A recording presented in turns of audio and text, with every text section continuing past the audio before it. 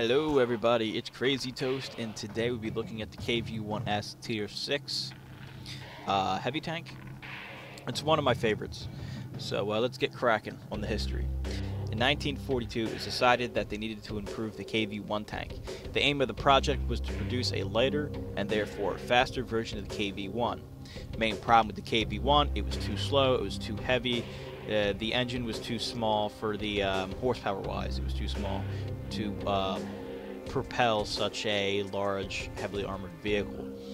Unlike most tank designs at the time, usually most of the armor was in the front.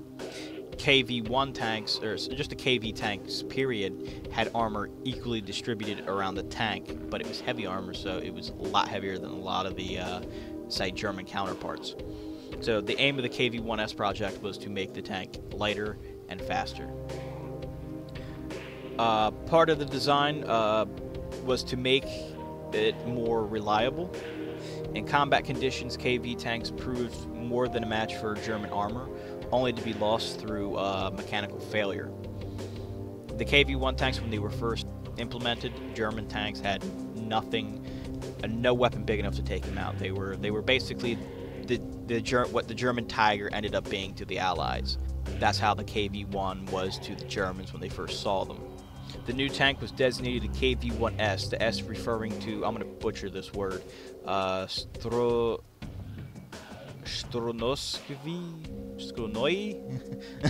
Strooskenoi, or speed.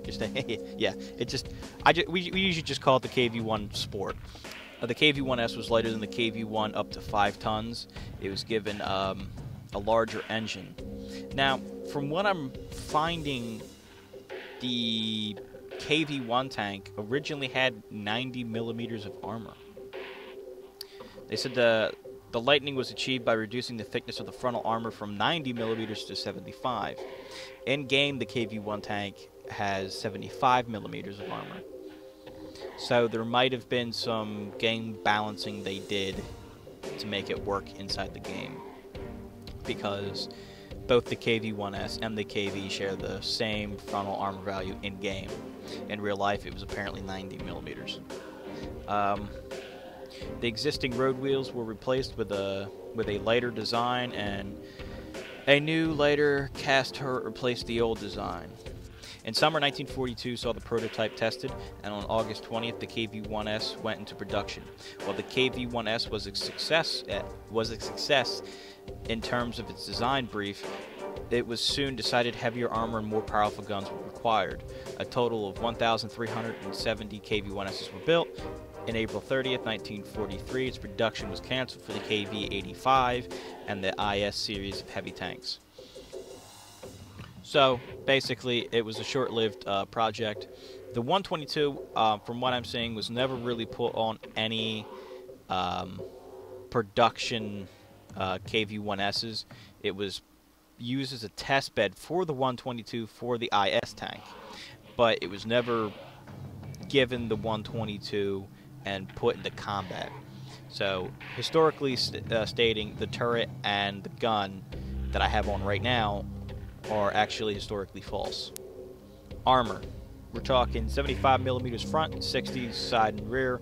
Like I said before, the KV tanks are really well known for having their armor evenly distributed around the tank. That's not bad. 15 millimeters armor difference between the front and the back is not bad, considering, like, you know, look at the Panther. 85, 50, 40. You know, yeah, right here, hull armor 120, 50, 50. The KV series was really known to have it equally distributed around the entire tank. For a heavy tank, especially one following the KV-1, it has lost some side and rear armor, but not much. It's only like maybe 10 millimeters from the KV-1 to the KV-1S. The weak spots, it has a few weak spots. Right here, this front mantle piece, this flat piece, really easy penetrated by most weapons that can penetrate over 75 millimeters. Specific weak spots is the driver's hatch. This little bit right here. I believe this can be penetrated, but it's a little hard to get that sometimes. And around this gun mantlet here, around where the bolts are, I have been ammo racked so many times from frontal penetration that goes through this little bit. The cheeks are fine. They have damn near 100 millimeters of armor. But just right in the center here, it seems to be weaker. I don't know by how much. But usually when I get hit there, I either lose a gunner, I lose the gun, I lose the ammo, I lose something. Another big weak spot is the cupola, so when you're brawling, just keep that in mind. Try to keep that turret moving. Fuel tanks are another things that always get hit. They're usually on the side here. I don't know if these are the actual fuel tanks, but I think they're just extras. I'm not really sure. But those get hit a lot. Both sides. I think that's about it. This thing does catch fire quite a bit sometimes. Certain hits. The engine sticks out a bit over the top here. So behind these canisters, about right here, this is the entire engine. So be aware of that. From the total side view, a lot of times if it hits anything, if it hits the track or any of these little wheels up here, it usually absorbs from the track. So low hull hit, it usually goes right for the track. Usually nothing to worry about other than, you know, you might be tracked. But not bad. Side turret's not that bad. You got 90 millimeters of armor. It's not a bad turret. Yeah, it's nice and strong for its tier. Maneuverability wise, it's pretty fast. Considering it's off the KV line, the KVs are usually slow. And this thing can pick up around 30 to 35 on flat ground. I'll say about 30, anywhere between 30 and 35 on flat ground. Going downhill, it could reach speeds of 42 kilometers. So it's a pretty fast tank. Hull traverse makes up for the tad low turret traverse. It's only by a couple points though. The turret's a little lower. It's not a fast traverse speed, but it's not slow either. It's just about in between. It's manageable. It's nice. It's decent. And the weapons are a bit to talk about. You get quite a few here. All right. So you should have the stock 76 already. Yeah, because it's stock. You should also have the 122 unlocked. The 122, the short-barreled one. You should, if you want down the T34 line, you should have the 76 S54 unlocked. Now you'll have to unlock, I believe you would have to unlock this gun. Yes. Yeah. So the 85 you'll have to unlock. That's that's one of your go-to weapons, and then you have the 122, which is that's what you're aiming for. This 122 right here is what you're aiming for. So, what I would suggest after you get your tracks, you get the turret. Actually, yeah, you have to wait to get the turret after you get at least the 76. Between the 122 and the 76, you want to go to the 122. However, if you're just looking for a straight run, you can go for the 85. It will do, but it's not the best. I believe the 85 is cheaper.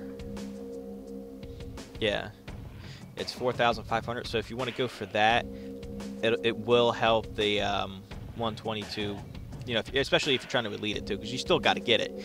Just go get it. It's only 4,500. Just get it, and then jump back to the 122, and then go for the IS, or you can just go for the KV13 if you want. But between the 85 and the 122, it's the old-fashioned, the common decision between alpha damage and rate of fire. Do you want accuracy and penetration, or do you want raw damage? At the end of the day, you want that 122 D25T. Everybody uses it. I mean, it has more penetration than the 85, and it has a little less damage, but still a considerable amount of damage compared to the 122. Yeah, you're only getting 3 rounds per minute, but it's worth it. You can lay waste to fools, and I'm not even joking. This thing will annihilate people. And the tier 6 tank companies, this thing is the beast. Yeah, generally speaking, you want to either go for the 122. If you don't have anything else unlocked, go for straight, just put on the 122, unlock the 88. Between the two, that's your decision. But at the end of the day, you want that 122. It also helps that you have the 122 ready for the IS, so that way you're not grinding with the 85 on the IS tank. Equipment, you want your gun rammer. I don't have it on right now because I just bought it for a couple matches. My buddy was messing around with them, and I basically bought it for myself just to do the video for it. So you want a gun rammer is a must for this tank. Without it, now mind you, my loader's at 83. My load time is 16 seconds. If you get ammo racked, it's going up to 30. So, yeah, 16 seconds is a long damn reload time. Get the tank gun rammer. It should bring it down to about 14 seconds. With a trained crew up to 100, it should bring that down to about 11 seconds. So, gun rammer, do it. The second slot you want to go with enhanced gun laying drive. This thing is really inaccurate, and it has a really long load time. So the quicker you can get that thing on there, the less time you're out and exposed, the less time you're going to be sitting there wondering how many hits you can take. So enhanced gun laying drive is the way to go, or you can go with improved fence. But I do believe that the gun laying drive is a lot better. Third, because of the way I play this tank, because you have to play it as a brawler, I usually go for the sprawl liner just to keep Artie at bay a little bit. Keep whatever little advantage I have against HE rounds and Artie rounds, try to keep them off me. To soak up some of the damage. I usually always put camo nets on my tank if I don't have anything on it. So that's another decision that you can make there, either the sprawl liner or the camo.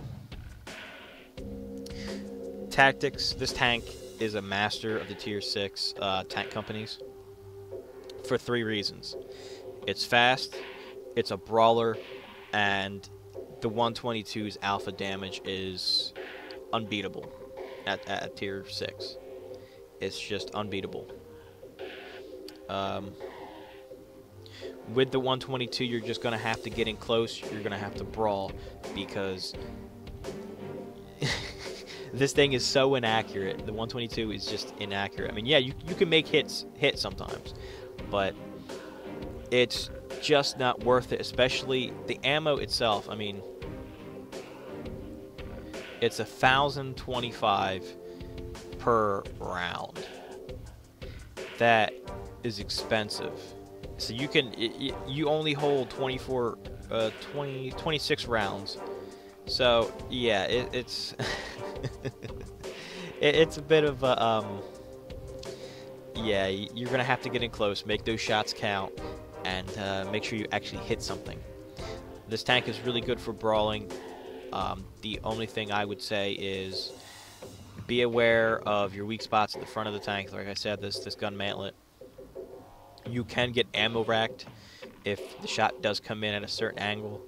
I believe it's a little down. I believe if it goes like that and it hits the back of the turret, it will set off your ammo, and you'll be sitting there for quite some time reloading, about 30 seconds. So after every shot, that's pretty bad. I was basically useless that match that happened to me. Just get in close, watch your flanks, and there's really not much I can really say. You just gotta get in close and just hope to God you hit something. Combating it is very easy. Stay at range, especially if it has the 122. Just stay at range, hit it from afar, and you should be fine. Alright, so here we are on Arctic region. I have the KV1S with the 122 millimeter.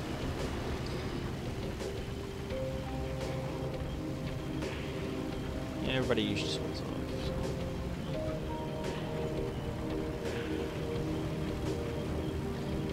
just going to get into position down here. And I don't know why everybody usually rushes down, because usually there's a guy waiting at the bottom of that thing about time we get there. And we're basically forced to fight back up the hill. But we got lucky this time. The enemy was a little too cautious. And just watch what happens. I mean, it's rather devastating what happens. As you can see, they're all the way back there. And instead of forcing themselves to come up, they stay. See, now they're bunkering down. That one's moved up. We lost a lead, of course. So I take a little run up here. And what do you know? I made it. There's a lot of tanks there. Don't want to go out that way. Don't want to expose my hull.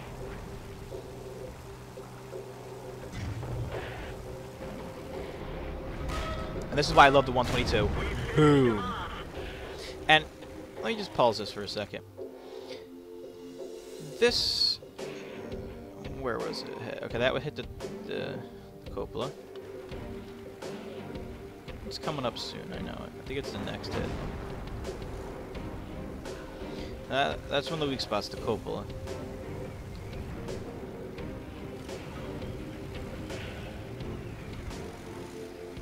I take another hit here soon.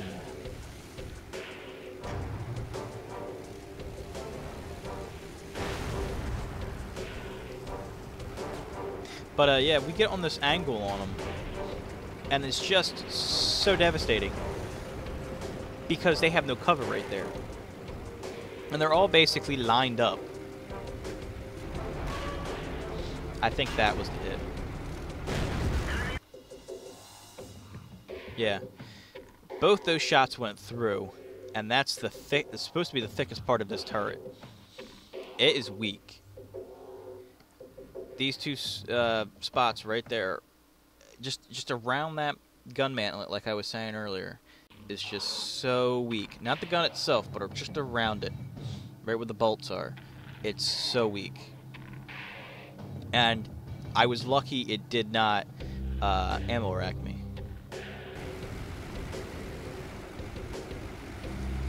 This gun's got such a long reload. It's about 16 seconds normally.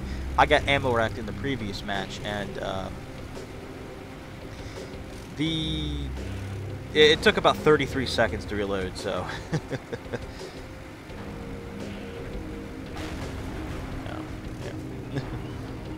Whoops.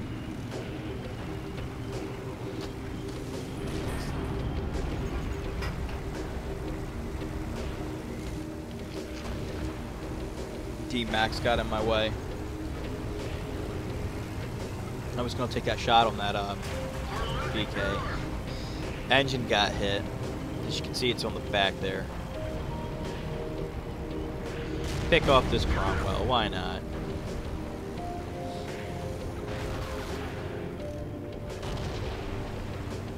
One less gun to worry about.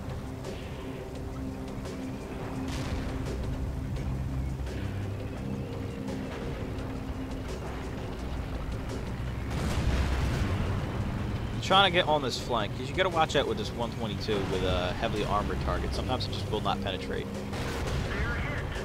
Taking fire from in front of me, evasive maneuvers, and run for the nearest fucking cover. I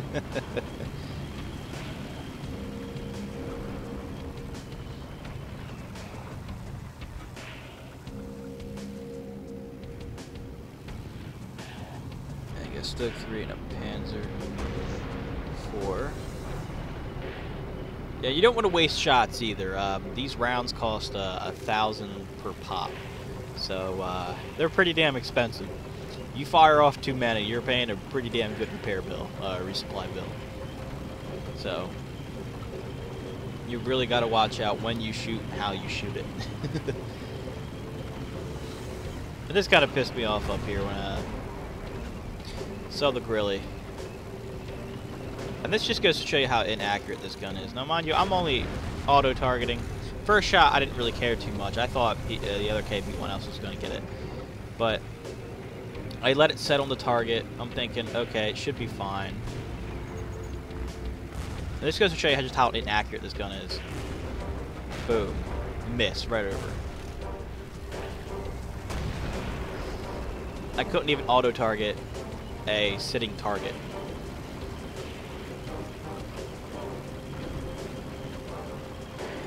And I wanted to get one more kill, and I was just hoping this PZ4 could just stay alive long enough for me to pop him. But, as always, I always get beaten to the punch. Get beat to the punch. Dunk.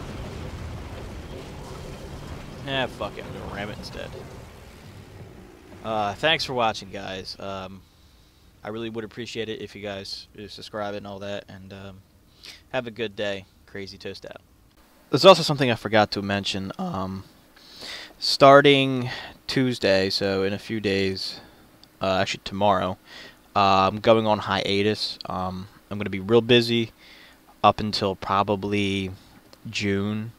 So this is probably my last video up until about June, when I start getting, you know, I'm moving and everything. So this will probably be one of my last videos. So thank you, subscribe and all that. And when I come back, I'll you know, make some more videos and everything. So I guess I'll see you guys then. Thanks for watching.